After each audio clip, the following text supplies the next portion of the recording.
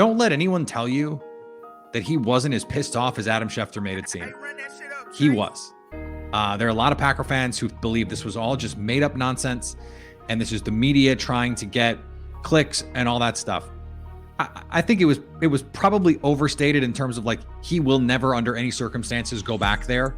I think that was overstated, but he was pretty pissed. It was just like simmering discontent over time. Oh, the Packers said they were going to bring back XYZ players. They didn't. Or they let this free agent go. They cut Jordy Nelson. They didn't bring back James Jones when he wanted them to. It's stuff like that over time. Rodgers says it was about not getting input, and free agents would be let go. He had a list in that, remember that press conference that he gave, where he listed off a number of guys: Micah Hyde, Casey Hayward, Jordy Nelson, TJ Lang, Josh Sitton, guys that were let go sort of unceremoniously without the input of Aaron Rodgers. And what he has said time and time again is that he wants input on decisions that affect his ability to do his job. Can Washington, Ron Rivera, and the front office handle a quarterback who would love to have say over the roster? Because I'm assuming if he goes somewhere, he wants to have some type of control. He's not going to a new space to kind of, just fit in. Like Tom Brady came to Tampa and he brought in his guys.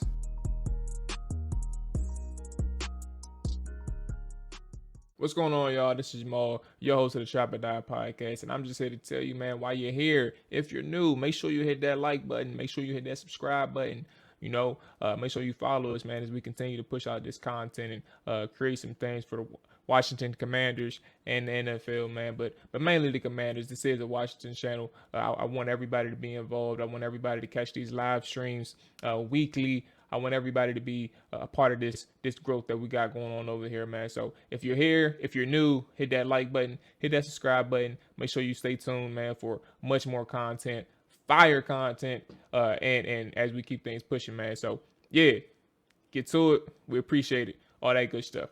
Peace. Welcome back to another episode of the Trap or Die podcast. Brought to you by 214 Media. I'm your host, Mual, Henny Mual, all that good stuff. I'm here with AJ and Dre tonight as well. And if you're wondering if we did Deshaun Watson and Aaron Rodgers in the same episode, yes, that is true. I mean, the same night, yes, that's true. We absolutely did. But join us to talk some Aaron Rodgers tonight is Peter Bukowski. Peter covers the Green Bay Packers for Locked On Packers, and is the co-founder of The Leap, which is a deep dive into the Green Bay Packers beyond the surface level information. Pete, it's been some time. I appreciate you being patient with me and helping work this out, man. So I appreciate you joining us tonight. Talk some ARod. How you feeling? I'm good, guys. I'm glad to be here. I don't know what we're going to talk about, but maybe Aaron Rodgers, I guess. Yes, maybe Aaron Rodgers, and also, a quick little topic, off topic situation. Did Trump really butt dial you? For those who don't know, Pete has this in his bio, and as I've been paying attention to Pete and all these things, man, it's something that I had to ask when I first spoke to you. So I was at Sports Illustrated, yeah, and I was writing a story about, without getting into like the boring details of the thing. It was, he has these golf courses, and he would tell the local municipalities, I think my taxes should be lower, right? He said these golf courses aren't worth anything, so I shouldn't have to pay taxes on them. I shouldn't have to pay whatever taxes you're charging me. But then on his presidential filings, he said, oh, these are worth 50, 60, 250 million. And I was like, wait a second, that doesn't make any sense, right? That's some bullshit. So I should have asked him. I love it. No, you're good. You're good. So I reached out, and I said, hey, I reached out to his people, and I said, can we talk about this? This was when he's campaigning. This is 2016. And this is right during the New Hampshire primaries. And the manager who I spoke to, his comms person, was just like, yeah, maybe next week. I go back to my apartment. I have lunch, and he calls me on my lunch break, like an hour later. And we talk, and then we hang up. And And right away, I get a call back from a blocked number, which was where the first call came from. And I hear, "How was that?" And I'm like, "What?" And I said, "Fine for me. Like, how did you think it went?" And then I heard silence on the line, ruffling as if to like he realized, like he heard my voice in his pocket. Oh Lord! And clicked end. So he 100% butt dialed me. We actually had a follow-up call because I had more questions to ask, and he didn't mention it. But that's one way to meet a presidential candidate, or at least introduce yourself. And look, at the time, we had no idea, like he had any chance of winning. Really, I mean, we had some idea, but it was just it was a very different world, and it's still one of the strangest things that has happened to me. So look, keep it in your bio.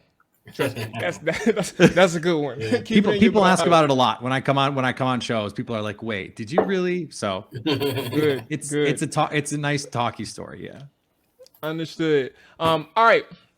So for Washington fans and people who have covered the team for some time, all we really want, something that Green Bay's familiar with, is stability at the quarterback position. We've all wanted it for decades.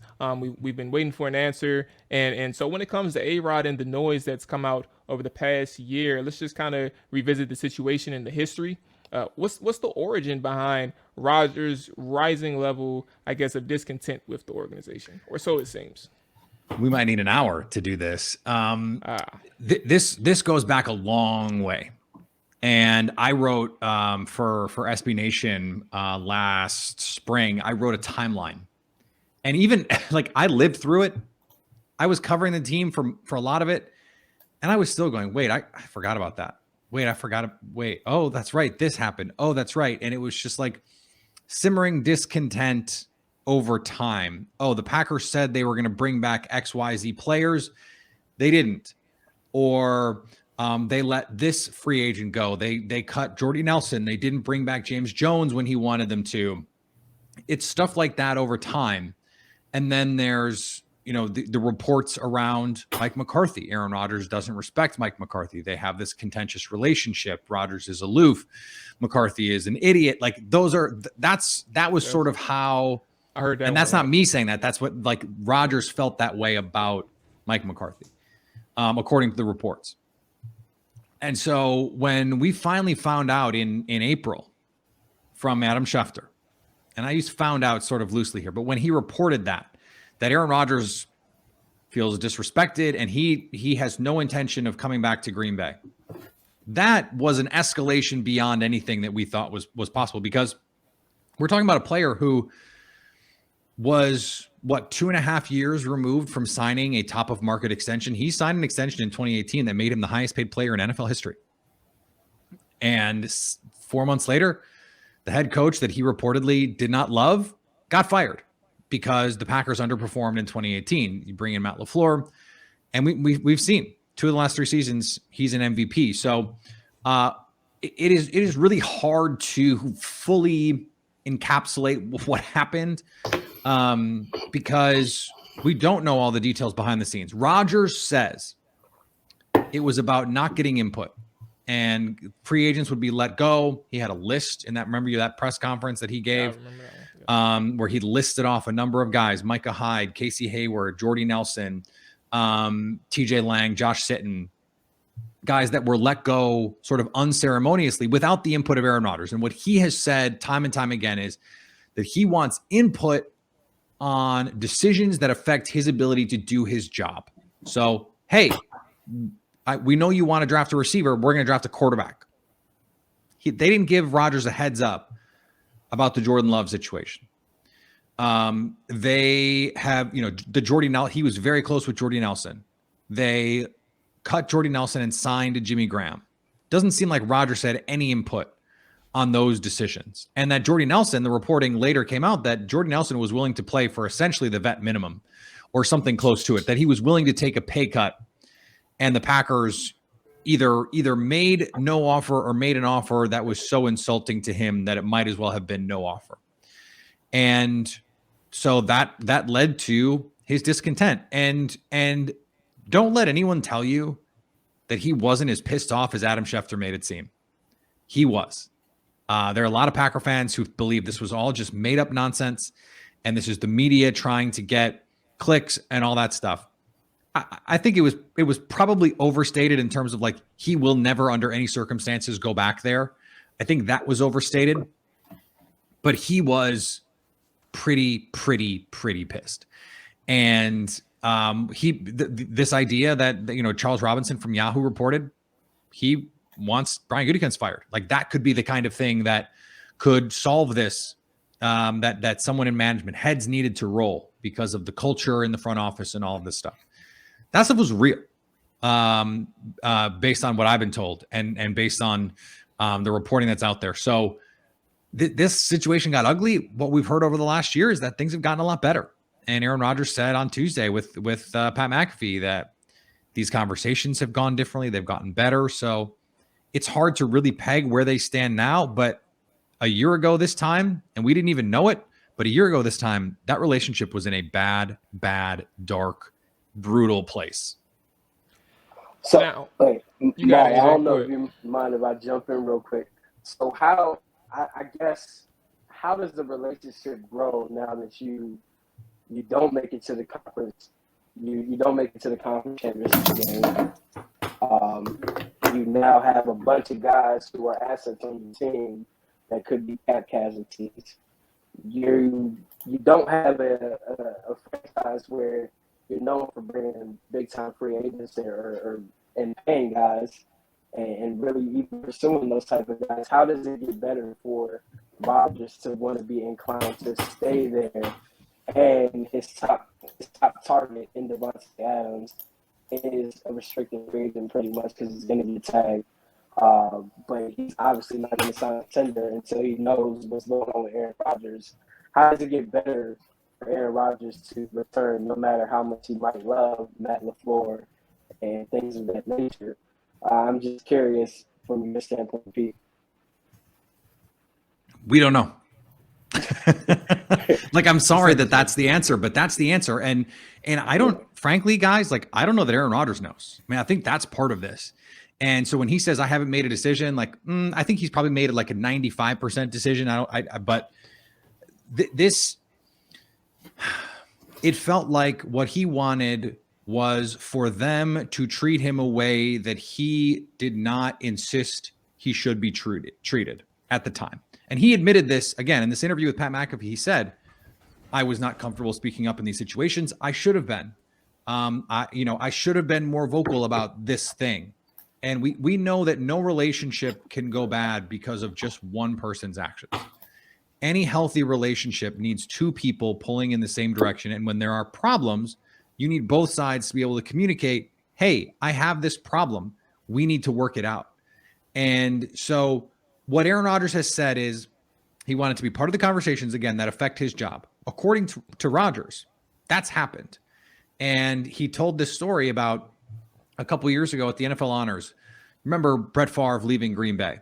He gets traded. This was a contentious situation. He comes back a year later with the Vikings, and it is booze. It is vitriol. It is jersey burning. I mean, this was the most beloved Packer of the modern era in Brett Favre.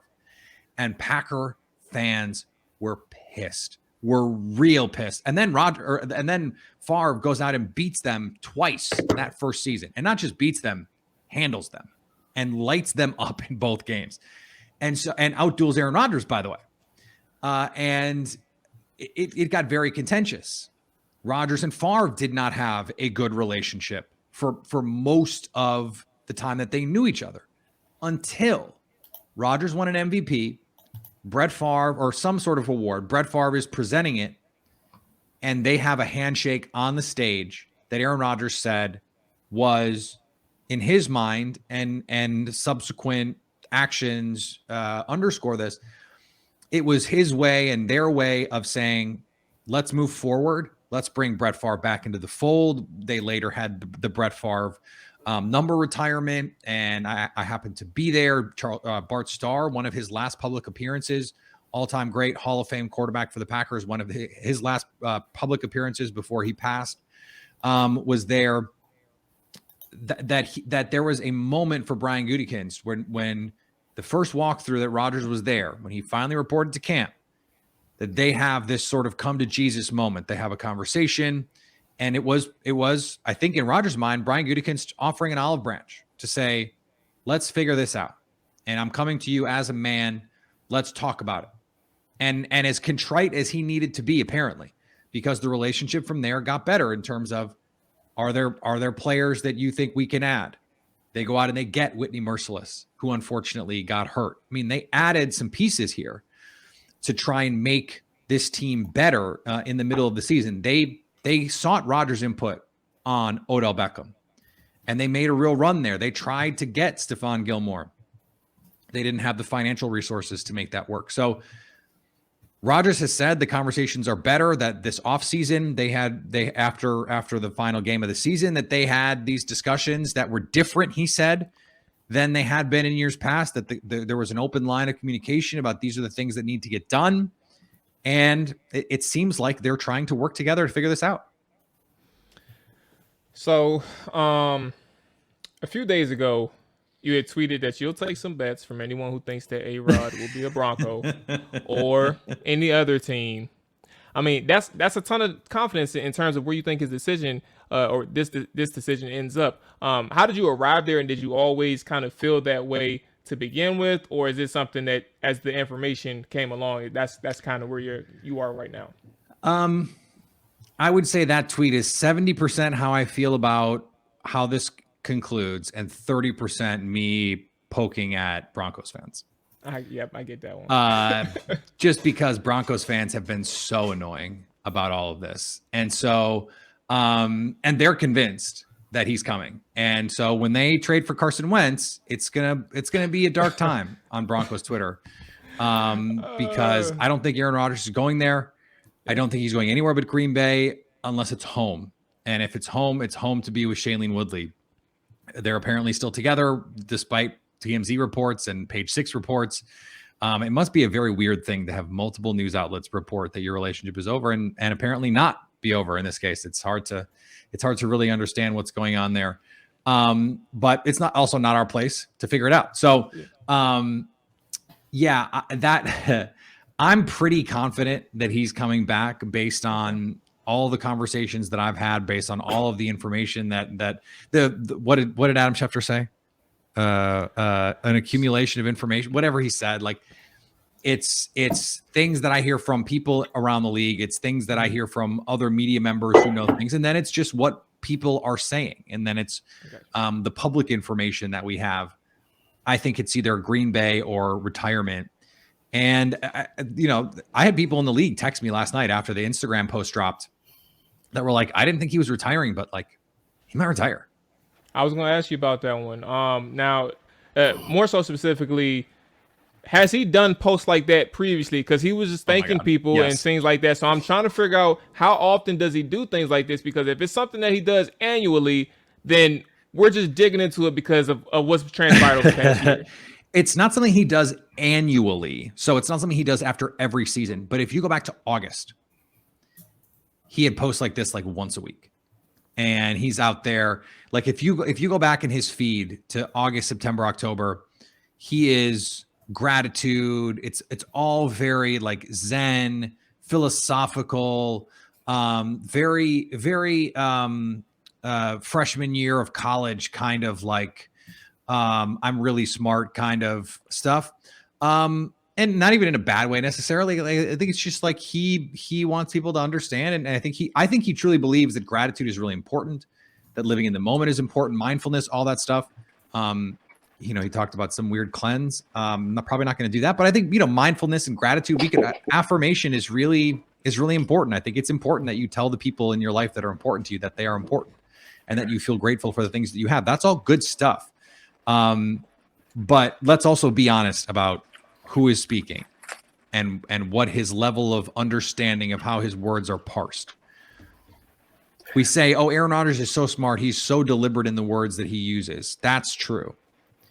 And then you have this other side of like, oh, well, his words are parsed, so he has to be that way.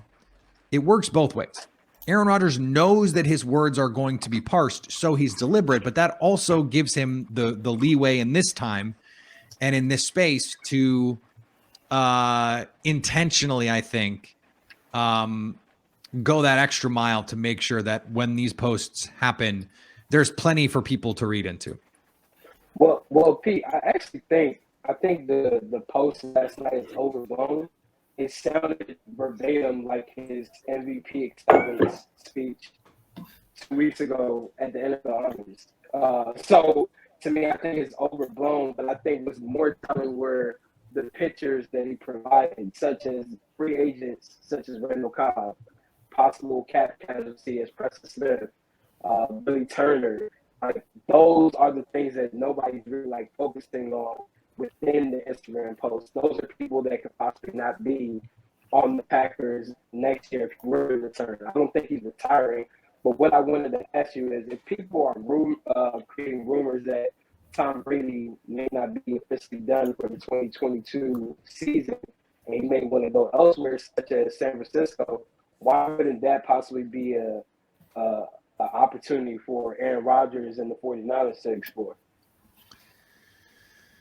If he were to go outside of the Green Bay franchise. Right. He had to take a deep breath for that one. The Packers are not trading him to San Francisco. Like, not, you could give them the deed to Levi's Stadium in Santa Clara. They are not giving you back Aaron Rodgers. It's just not happening. And so it's just not happening. Would it be appealing for Aaron? Yeah. And by the way, they admitted on the record, San Francisco did. Remember this. San Francisco admitted draft night. They said we called on Aaron Rodgers. What?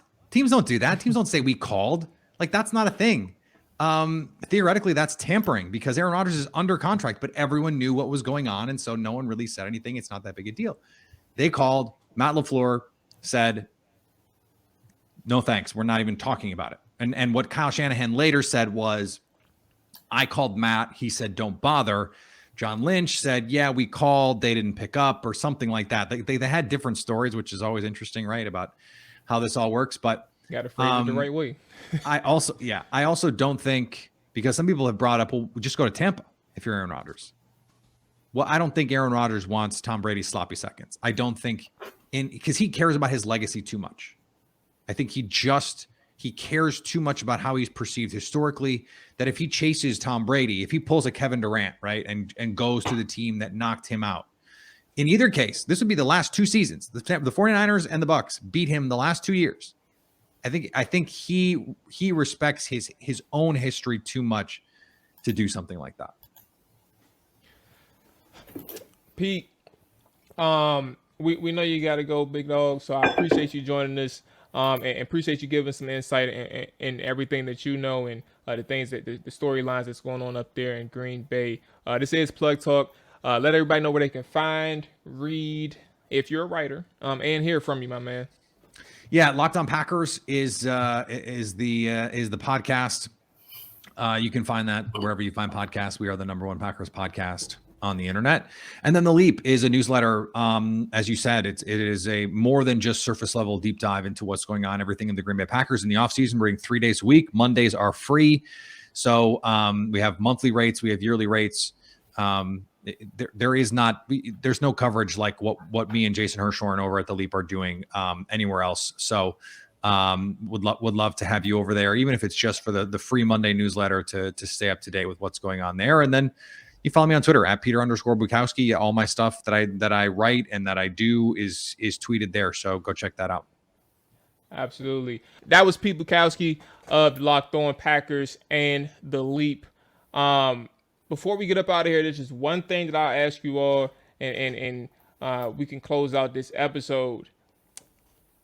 Aaron Rodgers, rightfully so, is a demanding quarterback. Very demanding. He asked for a position and a position and say in the front office decisions. He's asked for roster management or say in roster management. we kind of know where Pete is in terms of his belief in where Aaron Rodgers will end up. And based on all the conversations and information that he knows, he believes that he'll be a Packer. But for Washington or just any other teams out there who are interested in ARod, but let's just say Washington, obviously for us, can Washington, Ron Rivera, and the front office handle a quarterback who would love to have say over the roster? Because I'm assuming if he goes somewhere, he wants to have some type of control. He's not going to a new space to kind of, just fit in. Like Tom Brady came to Tampa and he brought in his guys. So like this is the type of quality that you get with these guys. And to be honest with you, there were rumors. I actually read it today. So it's a little bit more legitimate that Tom Brady and Bruce Arians bumped heads over game planning decisions.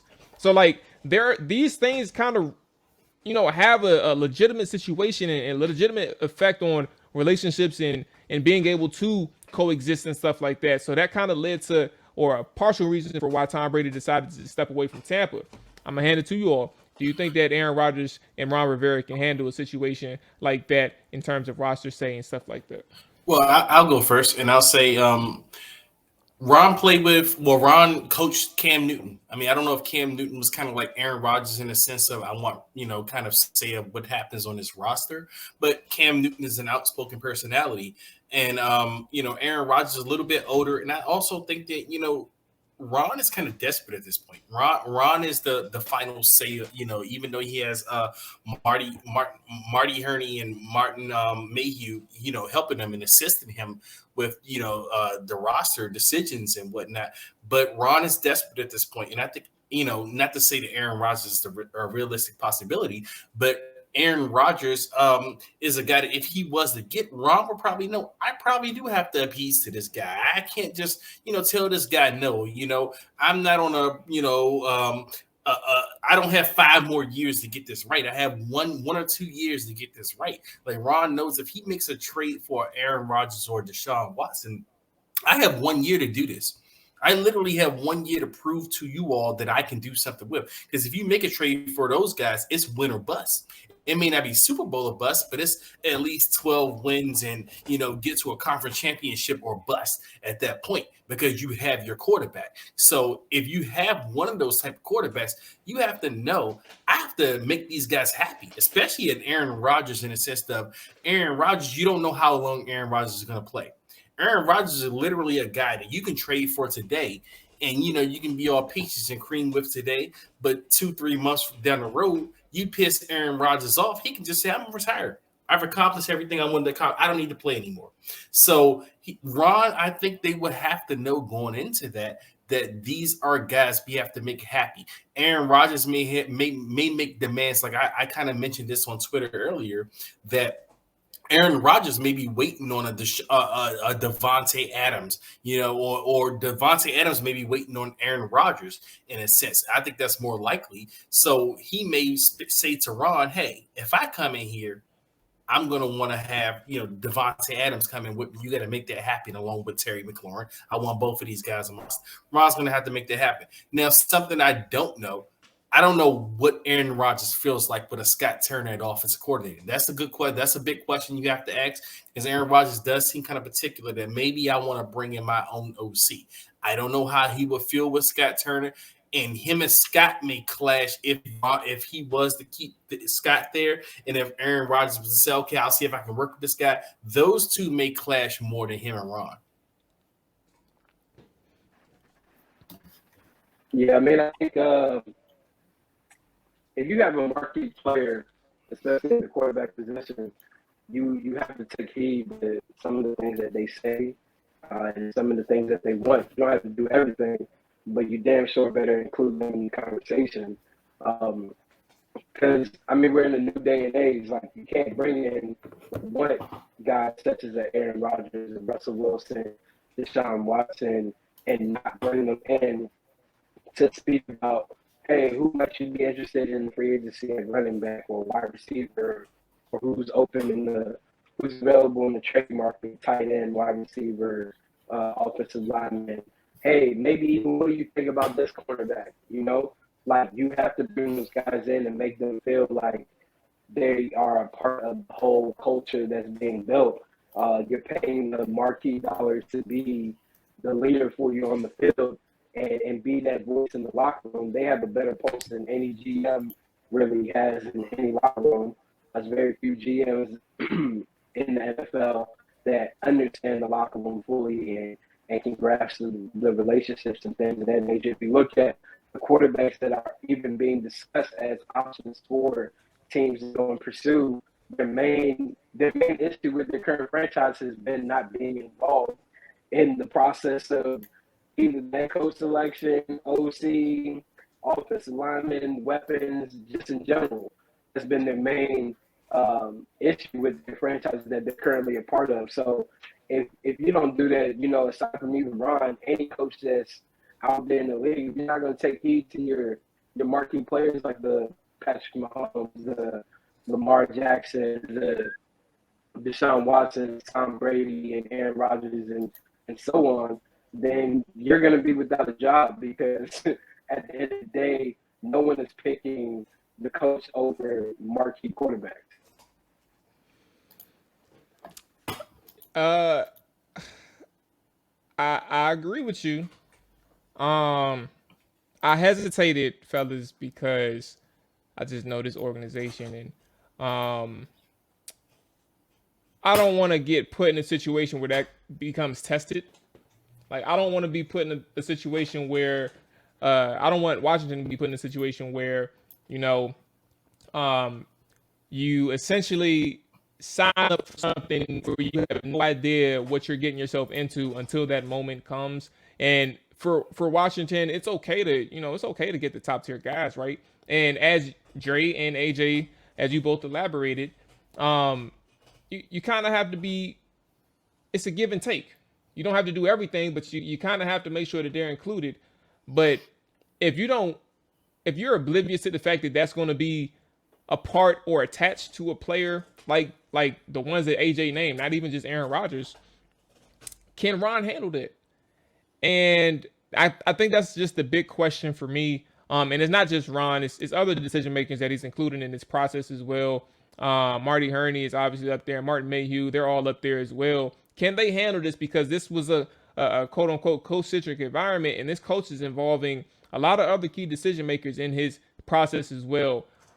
So I guess that's the bottom line for me when we think about these things is an alternative standpoint as to like just getting Aaron Rodgers and winning football games is how do they handle the day-to-day relationship and roster management, because clearly everybody's going to be involved.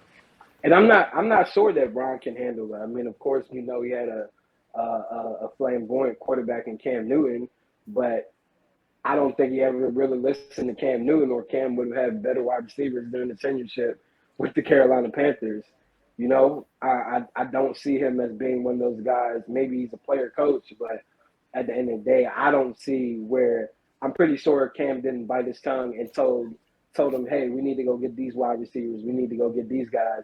And instead, they just brought in bums off the street or Jags. So I guess your point is very important, because even look at the coaching staff. Like, I don't know if any coaching staff changes on the Washington football team yet. And it's one, but not by choice. It's one. Yeah, the tight end coach.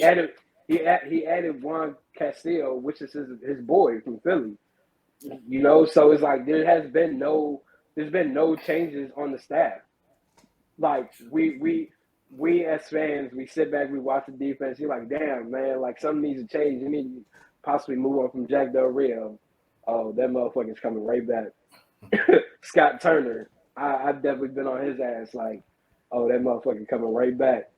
And even some people have mentioned like defensive line coach. That's one thing I'm confused about. I don't know how fans can really give an opinion on a position coach. I can understand coordinator, but position coach is kind of hard unless you're in that room or people in that room to give an opinion on that. But it's like nobody on this staff has changed. So you're literally bringing back the same people. That means you're not even open to the ideal of things needing to be different. So that could be alarming depending on who they bring in here as a quarterback. And when you bring in a rookie quarterback, you can kind of control that environment more because they have no pull in that room. So, well, kind of to expound on that, I do remember when Ron Rivera was coaching Cam Newton that he would literally go to Cam Newton to ask him for opinions on specific roster decisions. One I remember specifically watching from the Hard Knocks thing that they did a couple of years into Ron's tenure. Actually, it was a couple of years ago. But Eric Reed, there was a decision to sign Eric Reed around during that little the kneeling of the anthem. Eric Reed was one of the guys that was kind of the loud protesters of the situation. And Ron specifically went to Cam Newton before he made a decision. He said, Cam, how do you feel as a leader of this team of us bringing a guy like Eric Reed on? And I look at that as a guy like Ron is not a dictator. Ron is going to go, and Cam, Cam wasn't the only person he asked about that. Ron went around and asked a lot of people about that. He got a lot of people's opinions, but Cam was one of the first players he went to ask that opinion of. So I do think Ron is easy to, and this is why I kind of. But see, Dre, that's a bit different because those, like Cam is going to be in front of the media every week and going to have to talk about the flag and the Kaepernick protest. So that I think that's why he really asked those guys, because they have to answer those questions every time that they have a game due to the fact that Eric Reed would be on that roster. But I can't see him really taking heed to Cam Newton over the years about improving the position of wide receiver. Like, just look at the wide receivers that Cam Newton played with. Like, they were mostly bums. Like, but he had Steve Smith a lot of those years. Steve Smith was great. And a 55 overall nigga from Madden on the other side of Steve Smith. so it's just like I don't know. I really don't. But they had DJ Moore too, though, and they got him later in his I was gonna say they had DJ. I was gonna say they had Kelvin before he decided to stuff his face with the cheeseburgers. Yeah, but and no one had seen that coming. And Kelvin was a good. I watched Kelvin at Florida State, even when he was with the Bills. He was a hell of a prospect. Kelvin's the Super Bowl year 2015 was, I think that was the year he had. I think that was Kelvin. Let me double check, but I think that was the one where he kind of Funches. That's what I'm thinking of. Devin Funches. Not Kelvin. Yeah, but you also got to remember, he also had Christian McCaffrey, who's a great target. Christian McCaffrey's not just a running back. He was a security blanket out of the backfield. They also had Greg Olsen. So they had offensive weapons on those Carolina teams. It wasn't like they just had Cam Newton and said, everybody else, we got to figure this out. No, they had Greg Olsen. They had Christian McCaffrey over the years, Steve Smith. Like I said, they ended up getting DJ Moore a little bit later, but when DJ Moore came along, Cam Newton was starting to kind of decline in a sense. I'm looking at it now. They had Ted Ginn, 2015 year too. But that's Ted Ginn, Greg Olsen. Oh Lord, this is ugly. That's it. Greg Olsen, Ted Ginn, and Devin Funches. Before Christian McCaffrey, you also had a really good D'Angelo Williams and what was the other runner? They had a 2 running back system. You for talking years. about D'Angelo? You actually had 3. You had Jonathan Stewart and Mike Tolman. Yeah, Jonathan. Yes, so running backs at the same time, and that's a dude. That's a dude that's helpful with Washington Commanders franchise right now. Yeah, so I mean, overall, to put a cap on this one, so the receiver, I mean, we could say that the receiving core was underwhelming, but I think, like, to what degree did, I guess the question is just truth be told, to what degree did Ron play a role in the receiver side? Because, like, Cam and the receivers did have some success, but it just was never anything to, like, where you had a true number one or anybody that really scared you at one point in time. Like, it was Cam Newton who made the play, essentially. I'm just looking at these rosters now, and it is interesting from a year by year standpoint. DJ Moore, and I forgot the other guy. Oh, he's on our roster. Curtis Samuel. DJ Moore and Curtis Samuel. They had a couple years together before Curtis moved on, and obviously Christian McCaffrey played with them as well too. So I don't know, man. It was just a weird situation, but it does just beg the question in terms of being able to have that humility, I guess, and just work with somebody who may want something different than you, in terms of like a quarterback with star power in his decisions that may conflict with Ron Rivera and what he envisions for his team. All right, that's that. Ladies and gentlemen, if you're watching this, we appreciate you watching all the way through. Make sure you like, subscribe, all that good stuff on YouTube. Make sure if you are listening to the podcast, you give us a rating and review, man. Help us out. Things like that. If you're on Twitch and you're watching on Twitch, if you're watching on Twitch, make sure you give us hit that subscribe button for us, and it'll help us in the long run. Put it that way. It'll help us out in the long run. So with that being said, we're back Tuesday, the week of the Combine. We'll be back Tuesday, the week of the Combine. Live show, call-ins, open floor for all quarterback talk. It's needed. We need to lay everything out, man. All your theories, all your predictions, everything that you got going on. We want to hear from you. We're going to have our theories. We're going to have our prediction of how this season is going to move along for Washington Commanders, and all that good stuff. So with that being said, we're out of here. Y'all been safe. Enjoy y'all evening. Enjoy y'all day whenever y'all watching. Peace.